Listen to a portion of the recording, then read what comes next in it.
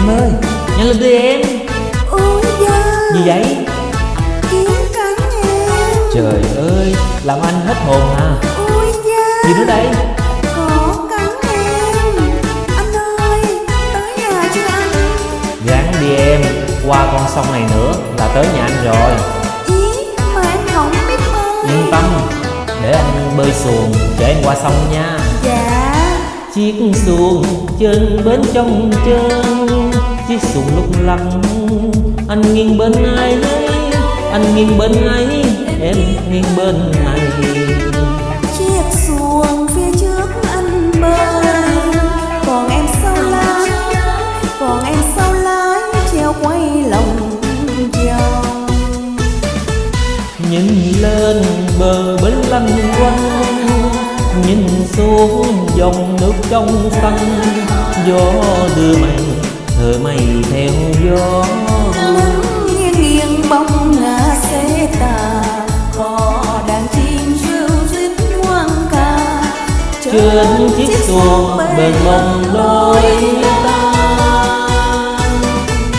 Chiếc xuồng ba lang tí theo, chiếc xuồng lúc lắc đi theo con nước, đi vô nước lớn, đi ra nước rồng. Chiếc xuồng bơi tới bơi lui, nhìn anh chẳng thấy, nhìn anh chẳng thấy núi vô bụi đời. Tim em giờ ở nơi đâu, chỉ nghe ngọn gió lao sao, bên sông xưa người đi kề nhớ. Bên sông này hết đợi hết chờ, chiếc xuồng con năm tháng chơi vơi. Ơi chiếc xuồng bồng bềnh trong tôi. Ôi da anh ơi, Sao vậy em? Sao mặt xanh chanh vậy? em bị say xuồng. Trời ơi, bài đặt say xuồng nữa ha. Em mà về với anh ở chừng 1 tháng thôi, biết em sẽ quen à. Em giả bộ đó. Trời đất ơi, bà đặt chọc anh hả? Anh đạp em xuống sông vậy đó. Em thưa đây, em bơi, Được không? anh thử cho anh coi nè. Nè, em chèo đi. Như vậy phải không? Như vậy phải không? Như vậy. Ý, coi chừng lũ vô bờ kia. Chiếc xuồng trên bến trong chân, chiếc xuồng lúc lăn, anh nghiêng bên ai nấy, anh nghiêng bên ấy, em nghiêng bên này. Chiếc xuồng phía trước anh bơi, còn em sau lái, còn em sau lái treo quanh lòng vòng. Nhìn lên bờ bến lăn quanh, nhìn xuống dòng nước trong xanh, gió đưa mây thở mây theo gió.